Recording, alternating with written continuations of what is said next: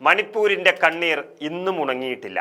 May 3 രാജ്യം മറക്കാൻ ആഗ്രഹിക്കുന്ന ആ ഓർമ്മകൾക്ക് 2 വർഷം പൂർത്തിയാവുകയാണ്. ഇന്നും ഈ രാജ്യത്തിൻ്റെ പ്രധാനമന്ത്രി നരേന്ദ്രമോദി തിരിഞ്ഞു നോക്കാത്തൊരിടമായി തന്നെ മണിപ്പൂർ അവശേഷിക്കുകയാണ്. ലോക്സഭാ തെരഞ്ഞെടുപ്പിൽ 2-ൽ 2 സീറ്റും വിജയിച്ചത് കോൺഗ്രസ്സാണ്. ഇതോടെ നരേന്ദ്രമോദിയുടെ മണിപ്പൂർ വിരോധം ഇരട്ടിയായെന്ന് പറഞ്ഞാൽ മതിയല്ലോ. മണിപ്പൂരിൽ അധികാരം പിടിക്കുന്നതിനും നിലനിർത്തുന്നതിനും വേണ്ടി സംഘ് പരിവാർ നടത്തിയ ഗൂഢാലോചനകളുടെ ഒരു ഫലമായിരുന്നു കുക്കി സോമേത്തികൾ എന്നീ 2 വിഭാഗങ്ങൾക്കുമിടയിൽ സൃഷ്ടിക്കപ്പെട്ട ഒരു വേർതിരിവ്. ഇത് കലാപമായി മാറിയപ്പോൾ തടയാൻ കേന്ദ്ര സർക്കാർ മെനക്കെട്ടില്ല. ആ ജനതയുടെ കണ്ണുനീർ ഒപ്പാൻ മുന്നിട്ട് നിന്നത് രാഹുൽ ഗാന്ധിയായ പ്രതിപക്ഷ നേതാവാകുന്നതിന് മുൻപും ആയതിനു ശേഷവും ആശ്വാസവാക്കുകളുമായി രാഹുൽ ഗാന്ധി മണിപ്പൂരിൽ പലവട്ടം സന്ദർശനം നടത്തി. എന്തായാലും കലാപത്തിൻ്റെ ബാക്കി പത്രം എന്ന നിലയിൽ മണിപ്പൂർ പുകഞ്ഞ് കത്തിക്കൊണ്ടേയിരിക്കുകയാണ്. 2023 കലാപം ആരംഭിച്ചതിനു ശേഷം എല്ലായ്പ്പോഴും ദുരൂഹതകൾ നിലനിർത്തുന്നതിന് സംസ്ഥാനത്തായാലും കേന്ദ്രത്തിലായാലും അധികാരത്തിലിരിക്കുന്ന BJP സർക്കാരുകൾ ശ്രമിച്ചുകൊണ്ടേയിരുന്നു. ജനപ്രതിനിധി സഭകളിൽ മണിപ്പൂർ സംബന്ധിച്ച ചർച്ചകൾ ഒഴിവാക്കുകയെന്നത് അവരുടെ ഗൂഢലക്ഷ്യമായിരുന്നു എന്ന ആരോപണവും ശക്തമാണ്. ബിരേൻ സിംഗ് മുഖ്യമന്ത്രി പദവി രാജിവെച്ചതിനെ തുടർന്ന് രാഷ്ട്രപതി ഭരണം ഏർപ്പെടുത്തിയതിന് പാർലമെന്റിന്റെ അംഗീകാരം നൽകുന്ന പ്രക്രിയയിൽ പോലും ചർച്ച ഇല്ലാതാക്കുന്നതിനുള്ള ബോധപൂർവ ശ്രമങ്ങളും ഉണ്ടായി. അർദ്ധരാത്രി 2 മണിയോടെയായിരുന്നു രാഷ്ട്രപതി ഭരണത്തിന് അംഗീകാരം നൽകുന്ന പ്രമേയം തന്നെ അവതരിപ്പിക്കപ്പെട്ടത്. രാഷ്ട്രപതി ഭരണത്തിന് അനുമതി നൽകുക എന്നത് പാർലമെന്റിന്റെ അംഗീകാരത്തോടെയാവണം. ആ അനിവാര്യ ഘട്ടത്തിൽ പോലും വിഷയം ചർച്ചയ്ക്ക് വിധേയമാക്കുന്നതിന് അവസരം നൽകിയില്ല.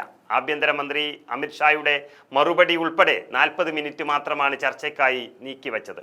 കഴിഞ്ഞ ഫെബ്രുവരിയിൽ ആരംഭിച്ച ബജറ്റ് സമ്മേളനം ഉൾപ്പെടെ മണിപ്പൂർ സംഘർഷം ഉണ്ടായതിന് ശേഷം ചേർന്ന എല്ലാ പാർലമെന്റ് സമ്മേളനങ്ങളിലും വിഷയത്തെക്കുറിച്ച് ചർച്ച ചെയ്യണമെന്ന് പ്രതിപക്ഷം ആവശ്യപ്പെട്ടിരുന്നതാണ്. 2023 ഡിസംബറിൽ രാജ്യസഭയിലും ലോകസഭയിലും ഈ ആവശ്യം ഉന്നയിച്ചതിന് 150ഓളം പ്രതിപക്ഷ അംഗങ്ങളെ സസ്പെൻഡ് ചെയ്യുന്ന നടപടിയാണ് ഭരണപക്ഷം സ്വീകരിച്ചത്. സഞ്ചാരം നടത്തുന്നതിൽ പ്രിയങ്കരനായിരുന്ന പ്രധാനമന്ത്രി നരേന്ദ്രമോദി ഇതിനിടയിൽ ഒരിക്കൽ പോലും മണിപ്പൂർ സന്ദർശിക്കാത്തത് ഇന്നും വിമർശനങ്ങൾക്ക് വഴിവെക്കുന്നു.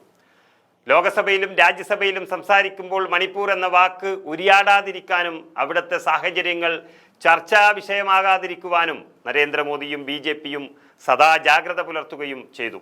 പ്രതിപക്ഷം സംസാരിച്ചാൽ തന്നെ രേഖകളിൽ നിന്ന് നീക്കുകയും വസ്തുതകളുമായി പുലബന്ധം പോലുമില്ലാത്ത കാര്യങ്ങൾ BJPക്കാർ പറഞ്ഞതിനും രാജ്യം സാക്ഷ്യം വഹിച്ചിരുന്നു.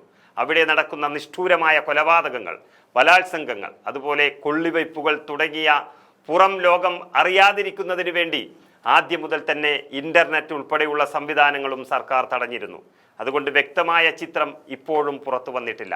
2023 മേയിൽ സംഘർഷം ആരംഭിച്ചതിന് തൊട്ടു പിന്നാലെ സ്ത്രീകളെ നഗ്നരാക്കി നടത്തിക്കുകയും ബലാത്സംഗം ചെയ്ത് കൊല്ലുകയും ഒക്കെ ചെയ്തതിൻ്റെ വാർത്തകൾ പുറത്തു വന്നത് ജൂലൈ മാസത്തിൽ മാത്രമായിരുന്നു. ആ സമയം പാർലമെന്റിന്റെ ഇരുസഭകളും സമ്മേളിക്കുകയായിരുന്നിട്ടും എന്തെങ്കിലും സംസാരിക്കുവാൻ പ്രധാനമന്ത്രിയോ ആഭ്യന്തരമന്ത്രിയോ തയ്യാറായില്ല.